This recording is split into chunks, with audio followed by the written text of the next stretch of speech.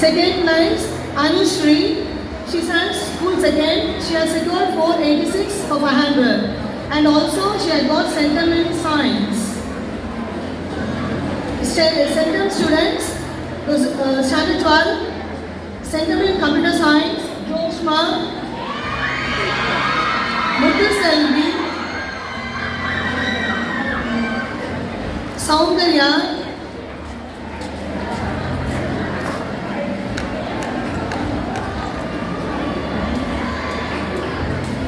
Hari Vignesh, Mr. Kannan,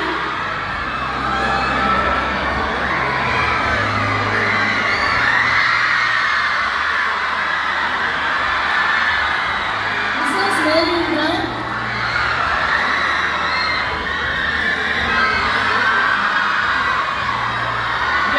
prizes for 1200 students, Mrs. Chitra,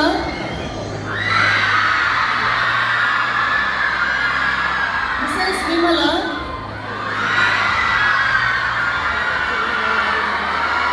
Mrs. Sahai Nancy.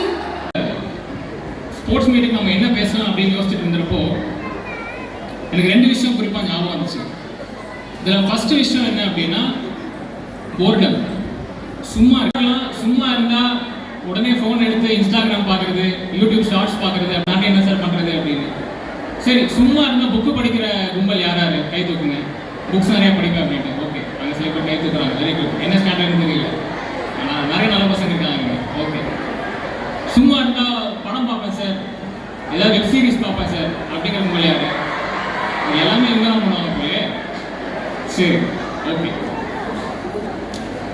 சமீப காலத்தில் பார்த்தீங்கன்னா நிறைய ஆய்வறிக்கைகள், நிறைய தரவுகள் என்ன சொல்கிறாங்க அப்படின்னா நமக்கு சும்மா இருக்கிறதே கஷ்டமான விஷயம் ஆயிடுச்சு. அதாவது நம்ம சும்மா இருக்கிறதே மறந்துட்டோம்.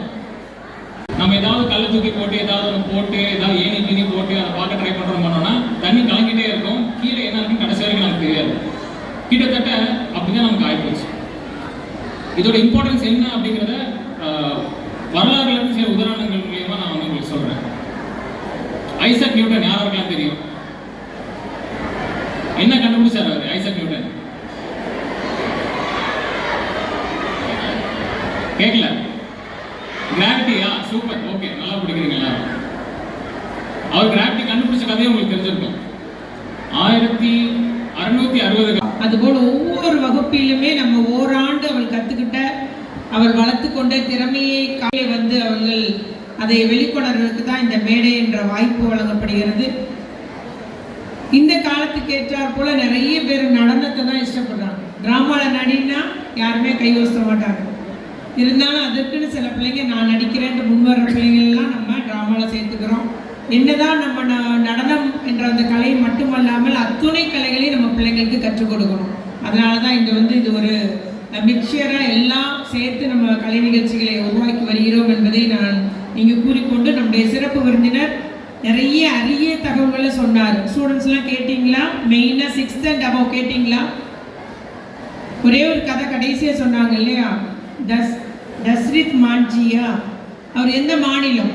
இந்தியாவில் எந்த மாநிலம்? வெரி குட், பீகார் சொன்னீங்க. ஆனால் எல்லாரும் சொல்லலை, ஏன்னா நிறைய பேர் கவனிக்கல. கரெக்டாக பெற்றோர்கள் கவனிச்சுட்டு இருந்தாங்க நல்லபடியாக. நீங்கள் ஸ்டூடெண்ட்ஸ் பக்கத்தில் 1-2 பேர் கதை பேசிட்டு இருந்தீங்க. எப்போவுமே இந்த வாய்ப்பை தவற விடக்கூடாது. இன்னொரு நேரம் அவர்கிட்ட போய் கதை கேட்க முடியுமா? You miss the chance. கரெக்டாக இந்த சான்ஸை மிஸ் பண்ணிக்க. நல்ல நிறைய இன்ஃபர்மேட்டிவ் சொன்னார். நமக்கு பெரிய பெரிய நிபுணர்களுக்கு பற்றியெல்லாம், சயின்டிஸ்ட்டை பற்றியெல்லாம் அங்கே பேசினார். அதனால் எப்போவுமே நம்ம வாய்ப்பை மட்டும் தவற விட்டுவிடக்கூடாது. அந்த வாய்ப்பு நமக்கு திருப்பி அமையாது என்பதை நீங்கள் அத்துணை பேரும் மனசில் நிறுத்திக்கொள்ளுங்க. உதாரணத்துக்கு ஒரு கிளாஸில் வந்து இன்னைக்கு வந்து ஸ்பீச் போட்டி யாரெல்லாம் கலந்துக்கிறீங்கன்னா எல்லாத்துக்கும் கை வசம் பங்கெடுத்துக்கணும். அதில் பங்கெடுக்கிறதே உங்களுக்கு பெரிய அனுபவமாக இருக்கும். பெரிய ஒரு அனுபவத்தை கற்றுத்தரக்கூடியதாகும். ஆகவே என்னன்னாலும் சரி, எல்லாமே வாழ்க்கை, நமக்கு வாழ்க்கை என்பதே ஒரு பாடம் தான். தினமும் நம்ம கற்றுக்கொண்டே தான் இருக்கிறோம். இன்னும் வரைக்கும் இப்போ நானாக இருந்தாலும் மேடையில் இருக்கிற நம்ம ஐஏஎஸ் அவர் புவனேஷ் ராமா இருந்தாலும் கற்றுக்கொண்டு தான் இருக்கிறோம். ஆகவே நம்ம கற்றது கையளவுன்றதை மனசில் எப்போவுமே பிள்ளைங்களும் நீங்கள் மனசில் நிறுத்திக்கணும். நம்ம எவ்வளோ படிக்க வேண்டியிருக்கு. அது இது வந்து போட்டி உலகம். பயங்கர காம்படிட்டிவ் வேர்ல்டு. திறனுக்கு தான், ஸ்கில்லுக்கு தான் இப்போ வேல்யூவாக இருக்குது. அந்த வேலை வாய்ப்பு கிடைக்கிறதுக்கு அவங்க இன்ஜினியரிங் முடித்தாலும் 10th மார்க் என்ன 12th மார்க் என்னன்னு எடுக்கிறாங்க. அதனால் தயவுசெய்து நம்முடைய மாணவ மாணவிகள், உங்கள் பெற்றோர்கள் உங்கள்கிட்ட எதிர்பார்க்குறது கல்வி மட்டும்தான். கல்வி மட்டும்தான் அழியாத செல்வம், அப்படி தானே? யாரும் உங்கள்கிட்ட பிடிங்கிட்டு போக முடியாது. தீயினால எரி போல நீங்கள் உங்களை திறமை வாய்ந்தவர்களாக உருவாக்கிட வேண்டும். நம்ம படிக்க படிக்க நமக்கு நல்ல அறிவு வளருடைய அந்த கல்வியை பற்றிய திருக்குறள் மட்டும் இங்கே சொல்ல விரும்புகிறேன். தொட்டனை தூரும் மணற்கேணி மாந்தருக்கு சிறந்த முடிவெடுக்கக்கூடியவர்களாக இருக்கணும்.